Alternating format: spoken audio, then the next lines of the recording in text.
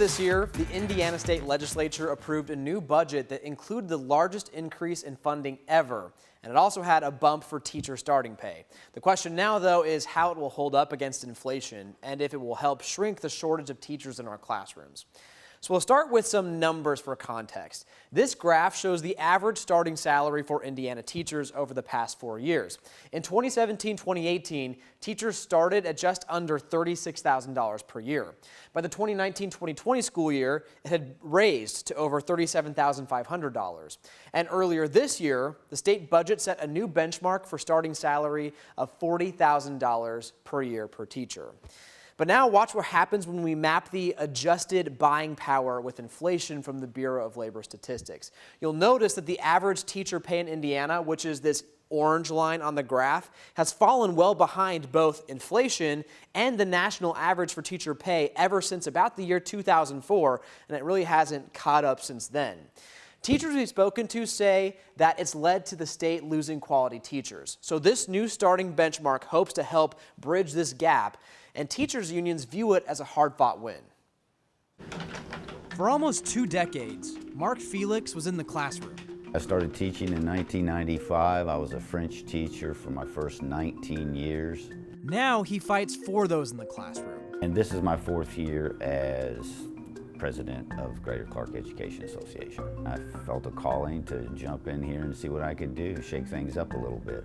Felix felt that calling as he watched and worried about the future of education, and he wanted to do what he could to change course. It's common sense. Are you going to spend $40,000 to go to college to get a job that starts you off at maybe less than $40,000? Pay is always going to be an issue when you're trying to attract quality people. For years, the state of Indiana has lagged behind neighboring states and the rest of the nation in terms of teacher pay. We will vote you out of here! And it led to Felix and his colleagues fighting for change, even taking to the State House by the thousands to call on lawmakers for better pay. You can remember when we had 20,000 people up at the state lawn.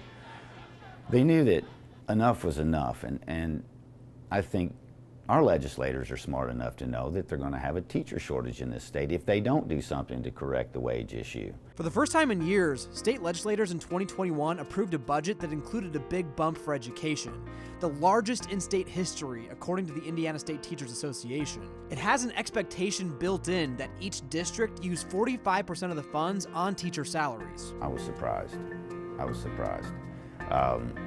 But it was that constant beating of the drum and that constant phone calls, and teachers helped to make this possible. Even still, Felix says the fight continues. While the pay increase is welcome, it's unclear how it'll stack up against rising prices in a post-COVID economy. And individual districts still have the ability to get a waiver on the $40,000 per year benchmark, particularly in smaller communities where it'll be harder to raise the necessary funds. Every year the pie is so big and it has to get cut up in so many pieces, and we'll just have to bargain back and forth and negotiate on how big the piece of pie is that come our way. What keeps me coming in every day is working to make sure that my teachers get what they deserve. Indiana was not alone in seeing a bump in teacher pay. Kentucky's average starting salary went up as well, but that hasn't stopped the arguments over education funding in Frankfort. So we'll be looking into that as Kentucky students return to school in the coming weeks.